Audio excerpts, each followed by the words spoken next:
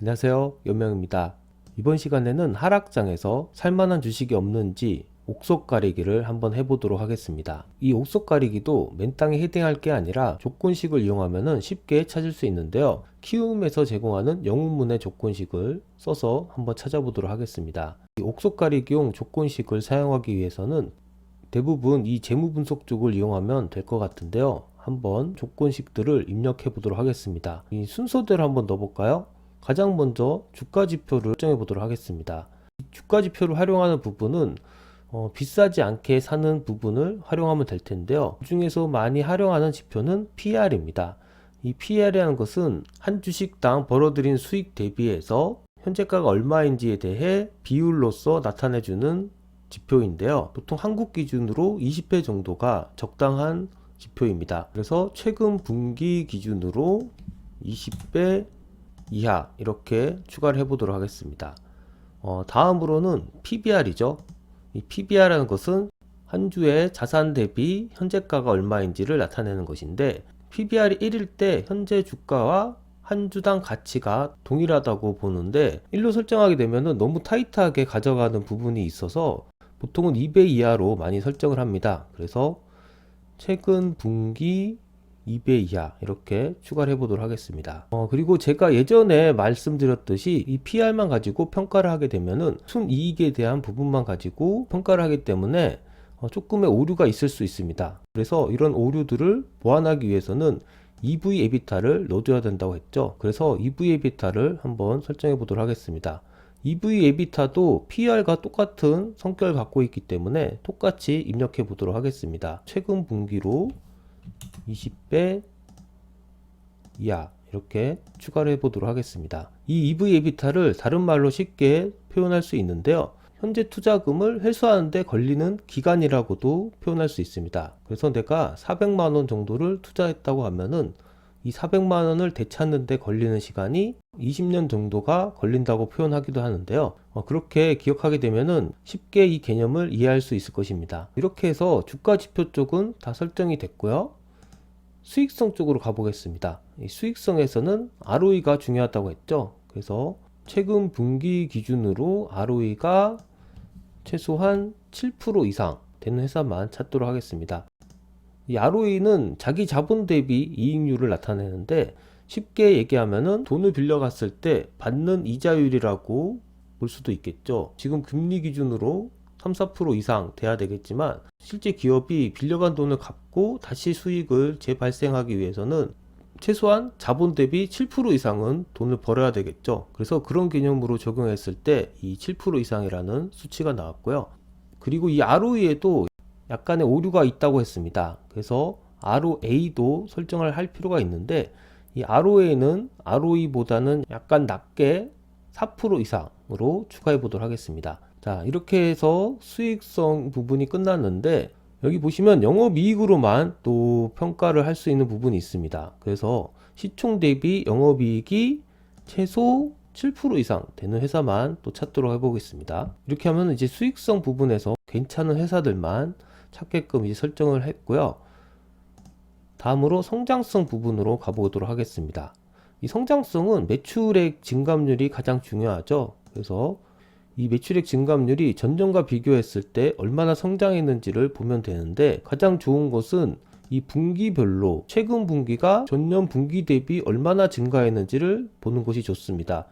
왜냐하면 계절주 같은 경우에는 겨울에 돈을 버는 회사가 있을 것이고 여름에 돈을 버는 회사가 있을 수 있습니다. 그래서 밑에 것처럼 전분기 대비 비교하게 된다면은 작년보다 좋아졌음에도 불구하고 전분기 대비해서 나빠졌기 때문에 이런 회사들이 걸러질 수 있습니다. 그래서 전년 대비해서 최근 분기가 어떤지 이 부분만 넣어보도록 하겠습니다. 최소한의 성장이 이루어지면 되기 때문에 한 1% 이상만 일단 해보도록 하겠습니다. 그리고 이런 순이익 증감률이나 EPS 증감률 같은 것들은 아까 전에 수익성 부분에서 충분히 다뤘기 때문에 여기서는 넣지 않도록 하고 다음으로 넘어가 보도록 하겠습니다. 다음으로는 안정성 부분인데요. 최근에 이 금리들이 많이 올라갔기 때문에 가장 중요한 부분이라고 볼 수 있습니다. 그래서 부채 비율부터 일단 넣어보면은 최근 분기로 최소한 100% 이하 설정을 하도록 하겠습니다. 보통은 150%까지도 부채 비율을 괜찮다고 보는데 지금 시기가 시기인 만큼 좀 타이트하게 가져갈 필요가 있을 것 같습니다. 그래서 100% 이하로 설정을 했고요. 또 하나 중요한 부분이 이자 보상 배율이라고 했죠. 영업이익으로 번 돈이 회사가 빌린 부채의 이자를 갚을 능력이 되는지를 보는 지표인데, 이자 보상 배율이 1이 되면은 회사가 번 돈으로 이자를 갚고 남는 돈이 없는 상태가 되는 것이고요. 1보다 적게 되면은 부채 이자조차도 갚을 수 없는 상태가 됩니다. 그래서 최소한 이자 보상 배율이 1 이상 되는 기업을 사야 되는데, 이렇게 1로만 설정해 놓으면 너무 타이트하기 때문에 한 4 정도로 설정을 하도록 하겠습니다. 그래서 최근 분기 4 이상으로 추가를 해 보도록 하겠습니다. 자, 이렇게 하면은 안정성 부분이 끝났고요. 이 PL 재무 항목을 보면은 실제 매출액이 얼마인지, 영업이익이 얼마 이상 되는지 이렇게 넣는 부분이 있는데, 이 부분은 10억을 벌든 20억을 벌든 그런 부분으로 회사를 굳이 나눌 필요는 없기 때문에 넘어가도록 하고요.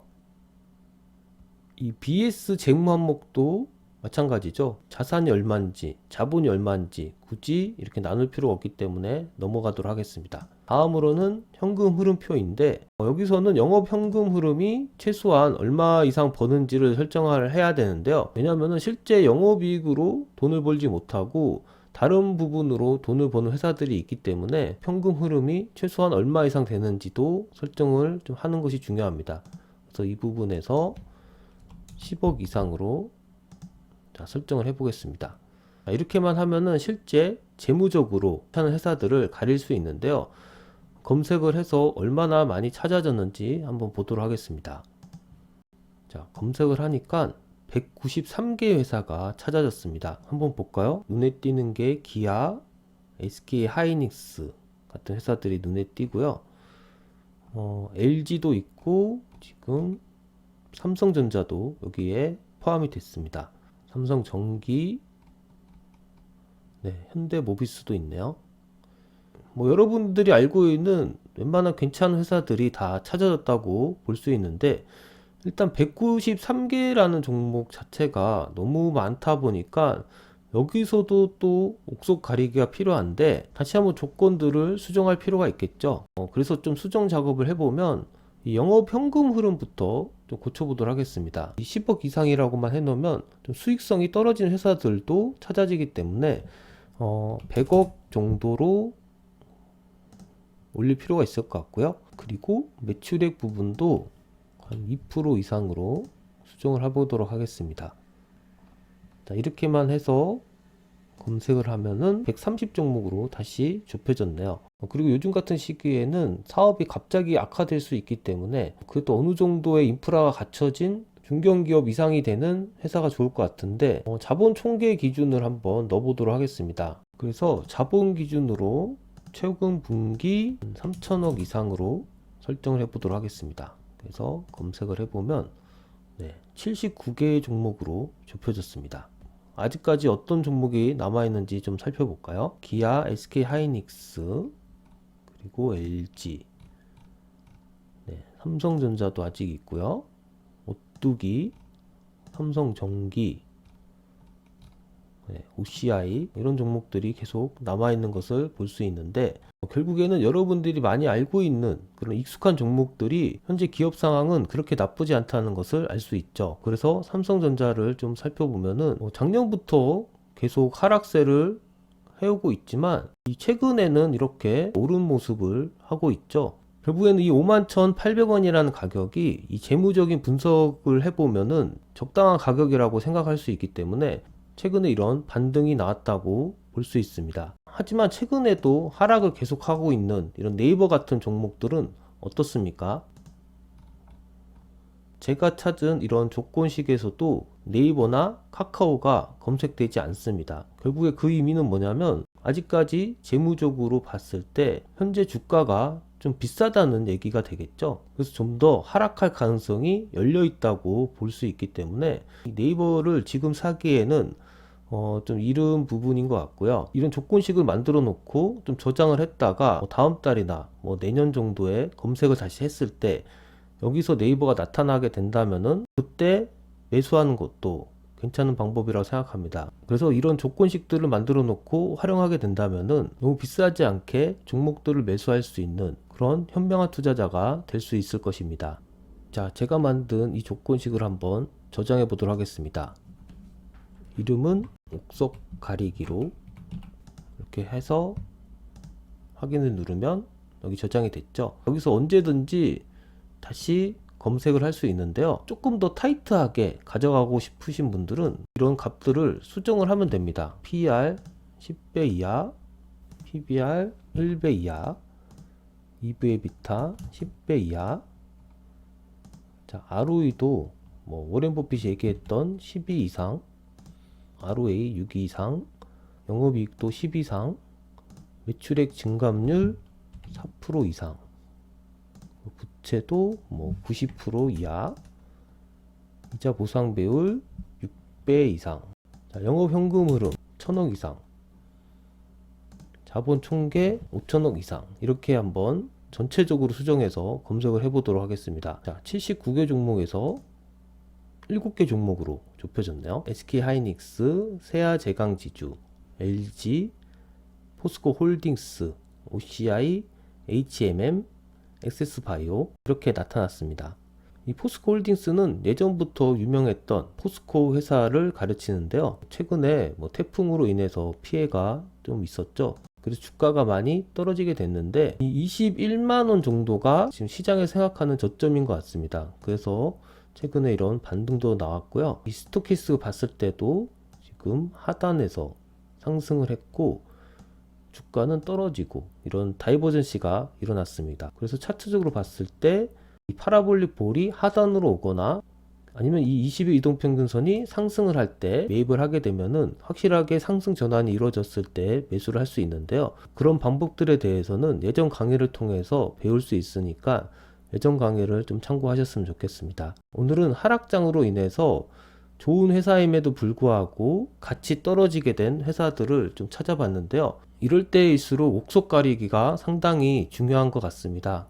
그래서 좋은 회사들을 좀 가려서 살 필요가 있는데 그렇게 하고 싶을 때 어떤 방법을 사용해서 하면 되는지 알려드렸으니까 여러분들도 한번 활용해 보셨으면 좋겠습니다.